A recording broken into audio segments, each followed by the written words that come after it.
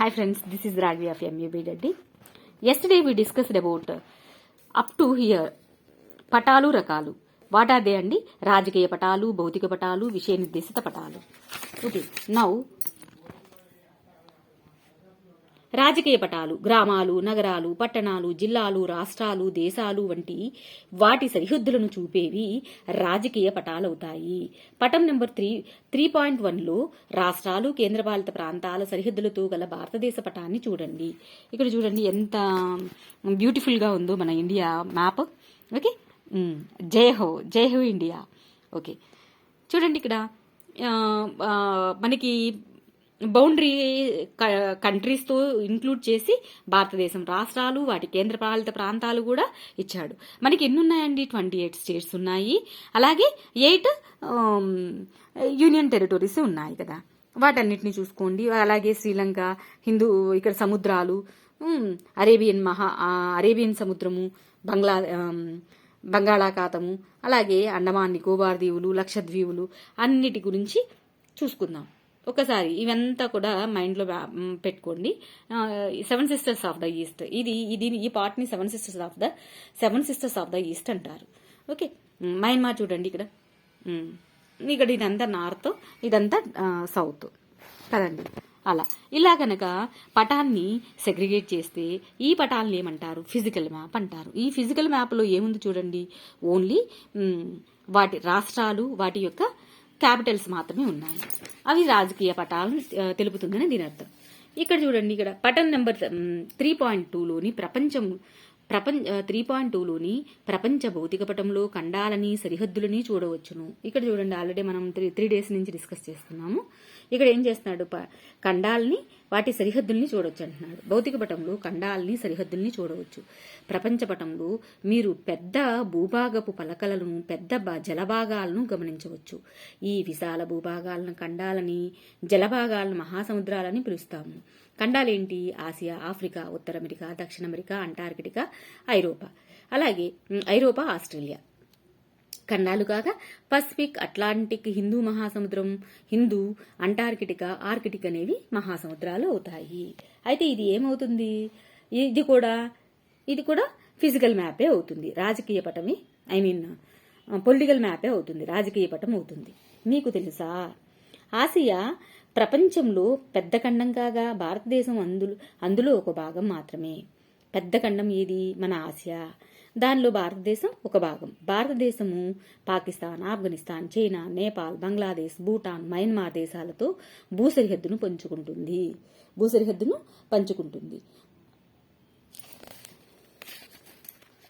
Neighbouring countries అన్ని కూడా ఇందాక తజికిస్తాన్ వద్దని అనుకున్నాం కదా, తజికిస్తాన్ అవసరం లేదు, మిగిలినవన్నీ కూడా ఉంటాయి. ఏంటవి? Pakistan, Afghanistan, China, Nepal, Bangladesh, Bhutan, Myanmar. Okay, ఇక్కడ చూడండి భౌతిక పటం అంటే భౌతిక పటం దేని గురించి తెలుగుతుంది అంటే ఇక్కడ physical map tell about only there map showing physical features such as mountains, plateaus, plains, oceans and rivers and deserts or etc. Deserts వీటన్నిటి గురించి చెబుతుంది. పర్వతాలు, పీఠభూములు, మైదానాలు, సముద్రాలు, నదులు, ఎడార్లు వంటి భౌగోళిక స్వరూపాలను గురించి చెప్పేదే భౌతిక పటము. భౌగోళిక స్వరూపాలు, ఫిజికల్ ఫీచర్స్ గురించి చెప్పేదే ఫిజికల్ మ్యాప్ అన్నమాట. ఓకే, అక్కడ అయితేనేమో ఓన్లీ కంట్రీస్ చెప్తే అది పొలిటికల్ మ్యాప్. కాకుండా మనకి ఇక్కడ ఏం చెబుతుంది? పర్వతాలు, నదులు, పీఠభూములు అన్నిటి గురించి చెబితే కనుక అది ఫిజికల్ మ్యాప్.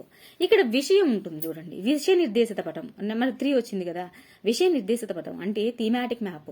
అంటే పర్టికులర్ గా ఒక థీమ్ ఉంటుంది. ఎలా? ఈ పటాలను భూమి ఎలా వినియోగిస్తాము, ఉష్ణోగ్రత ఎంతుంది, వర్షపాతం ఎంతుంది, జనాభా ఎంతుంది, అక్కడ జనాభా పరిస్థితులు ఏంటి, నేలలు ఎలా ఉన్నాయి, అడవులు, పంటలు, ఖనిజాలు, పరిశ్రమలు, రైలు మార్గాలు, రోడ్డు మార్గాలు, జల మార్గాలు వంటి కొన్ని నిర్దిష్ట అంశాలను గురించి వివరించడానికి ఈ మ్యాప్స్ ను ఉపయోగిస్తారు. ఏంటా మ్యాప్స్? విషయ నిర్దేశిత పటాలు, థీమాటిక్ మ్యాప్స్. ఓకే, చూడండి దీని పిక్చర్ ఎలా ఉందో చూడండి. ఇక్కడ ప్రధాన పంటలు పండే ప్రాంతాలు ఉన్నాయి చూడండి. అదే ఇక్కడ వరి గనక పండితే అది గ్రీన్ కలర్లోను, గోధుమ గనక పండితే అది బ్రౌన్ కలర్లోను, జొన్నలు లైట్ ఎల్లోను, సజ్జలు ఆరెంజ్ కలర్లోను అలా కలర్ ఇచ్చి అక్కడ పండే పంటలు ఏ ప్రాంతంలో ఏ పంటలు పండుతున్నాయనేది కలర్ పర్టికులర్గా మెన్షన్ చేసి చెబితే అది విషయ నిర్దేశిత పటము. ఓకే, అవండి పటాలకు వచ్చేసరికి. ఇప్పుడు మళ్ళీ వాటిలో స్కేలు ఆధారిత పటాలు, పెద్ద తరహా పటాలు, చిన్న తరహా పటాలు ఉన్నాయి. స్కేలు ఆధారిత పటాలంటే స్కేలు ఆధారంగా పటాలు 2 రకాలు. అంటే స్కేల్ను ఉపయోగించి వాడేటటువంటి పటాలు 2 రకాలు. ఒకటి పెద్ద తరహా పటాలు, 2 చిన్న తరహా పటాలు. ఇవి చిన్న ప్రాంతాలను గురించి తెలియజేస్తాయి. ఈ చిన్న ప్రాంతాల గురించి తెలియజేస్తాయి. వీటి భూ సరిహద్దులను తెలిపే పటాలు అంటే క్యాడస్ట్రల్ మ్యాప్స్. క్యాడస్ట్రల్ మ్యాప్స్ మరి నెక్స్ట్ భూ నైసర్గిక పటాలు, టోపోగ్రాఫిక్ మ్యాప్స్గా కూడా విభజించవచ్చు. భూ సరిహద్దులు తెలిపే పటాలు వ్యక్తిగత ఆస్తికి చెందినవి. వాళ్ళ ఆస్తులు ఎంతున్నాయి, ఎన్ని పొలాలున్నాయి, ఎన్ని ఎకరాలున్నాయి అనేది గనక చెబితే గనక క్యాడస్ట్రల్ మ్యాప్స్ అవుతాయి. భూ నైసర్గిక పటాలు భూ ఉపరితలం యొక్క వివరాలను చూపుతాయి. అంటే ఆ భూమి ఉపరితలం యొక్క వివరాలు, అది ఎంత ఎత్తులో ఉంది, అది ఏ కాంటూర్కి చెందుతుంది, అటువంటి విషయాలు కనుక చెబితే కనుక అవి ఉపరితల వివరాలు కనుక చెబితే అది ఏమవుతాయి, టోపోగ్రాఫిక్ మ్యాప్స్, భూ నైసర్గిక పటాలు అవుతాయి. చిన్న తరహా పటాలు ఇవి పెద్ద ప్రాంతాలను గురించి తెలియజేస్తాయి. నేమైతే చిన్న తరహా పటాలను ఉంది, కానీ ఇక్కడ చెప్పే ప్రాంతాల గురించి చెప్పేది పెద్ద ప్రాంతాల గురించి తెలియజేస్తుంది. ప్రపంచము, ఖండాలు, దేశాలు అని చెబుతుంది. ఇవి 2 రకాలు. ఒకటి గోడపటాలు, 2 అట్లాస్. అట్లాస్ అనేది చిన్నది, గోడపటాలు అనేవి పెద్ద, గోడకి హ్యాంగ్ చేసి క్లాసులు బోధించడానికి లేదా అక్కడ ప్రాజెక్టు వర్క్ జరిగే చోట వాడతారు. గోడపటాలు అట్లాస్ కంటే పరిమాణంలో పెద్దవిగా ఉంటాయి. వాటిని తరగతి గదిలో బోధన కొరకు పరిపాలనా పరంగానూ ఉపయోగిస్తారు. అవి రాజకీయ విభాగాలు, భౌగోళిక అంశాలు వంటి సాధారణ ముఖ్యమైన అంశాలను చూపుతాయి. ఇక్కడ ఏం చూపిస్తాయి, రాజకీయ విభాగాలు, రాజకీయ విభాగాలను గురించి కూడా చెబుతాయి. భౌగోళిక అంశాలు వంటి సాధారణ ముఖ్యమైన అంశాలను కూడా చూపుతాయి. అంటే ఇక్కడ ఏమంటున్నాడు, రాజకీయ విభాగాల గురించి చెప్తుంది, భౌగోళిక అంశాల గురించి చెప్తుంది, మళ్ళీ సాధారణ ముఖ్యమైన అంశాలను గురించి కూడా చూపుతుంది అంటున్నాడు. ఓకే, పటాల ఉపయోగం గురించి చూద్దాం. పటాల ఉపయోగం. పటాలు నగరాలు, రాష్ట్రాలు, జిల్లాలు, దేశాల వంటి ప్రదేశాలను గుర్తించడానికి మనకి చాలా ఉపయోగకరము. పటాలను ఉపయోగించి పర్వతాలు, పీఠభూములు, మైదానాలు వంటి భూస్వరూపాలను చూడవచ్చు.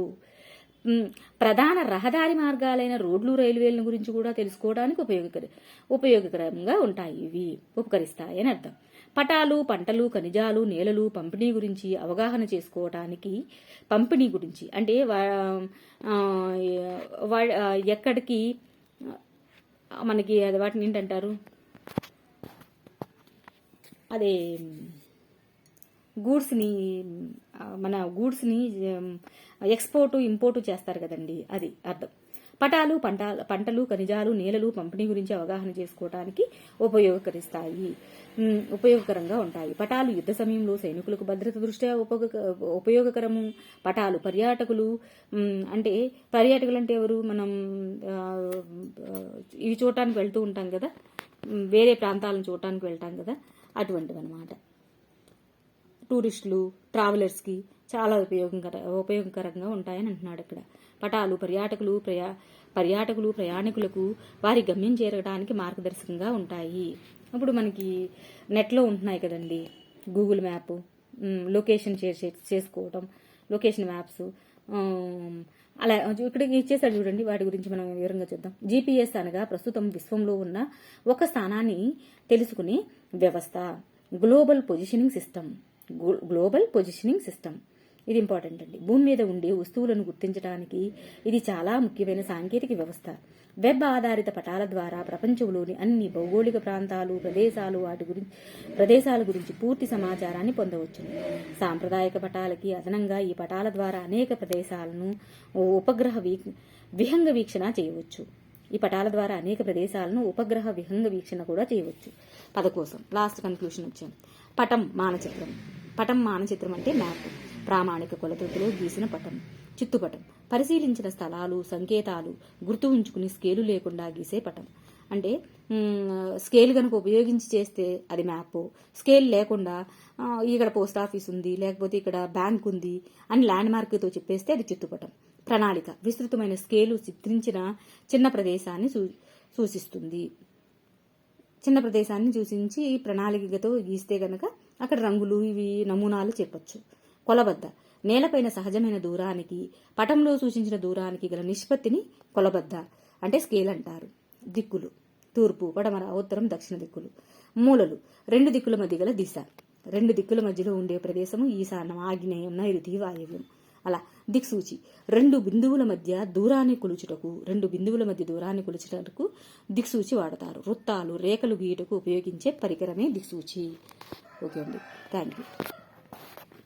ఇక్కడ కొన్ని బిట్స్ ఉన్నాయి చూద్దామండి. అడవుల విస్తరణ తెలిపే పటాలు. అడవులు ఎంతవరకు విస్తరించాయని చెప్పేది ఏమిటండి? విషయ నిర్దేశిత పటం. అడవుల గురించి చెబితే విషయ నిర్దేశిత పటం అవుతుంది, అంతే కదా, విషయ నిర్దేశిత పటమే అవుతుంది.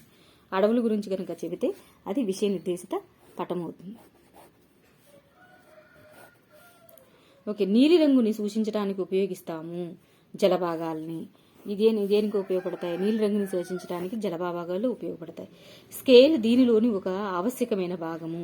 స్కేల్ దేనిలో భాగము? పటంలో భాగము, అంతే కదా, పటంలో భాగం అవుతుంది. దిక్సూచిని దీని కొరకు ఉపయోగిస్తారు. దిక్సూచిని దేని గురించి? చిహ్నాలను చూపటానిక, ప్రధాన దిక్కులను సూచించడానిక, లేదా దూరాన్ని కొలవడానిక, ఎత్తుని తెలుసుకోవడానిక, దేనికి ఉపయోగిస్తారు? ప్రధాన దిక్కులను గుర్తించడానికి దిక్సూచిని వాడతారు. అలాగే ఉత్తరం తూర్పుకి మధ్య గల దిక్కుని ఏమంటారు? ఉత్తరానికి తూర్పుకి మధ్య ఉన్న దిక్కుని ఈశాన్యం అంటారు. ఆన్సర్ చూడండి, ఈశాన్యం అంటారు. ఓకే, థ్యాంక్ యూ అండి, థ్యాంక్స్ అలాట్.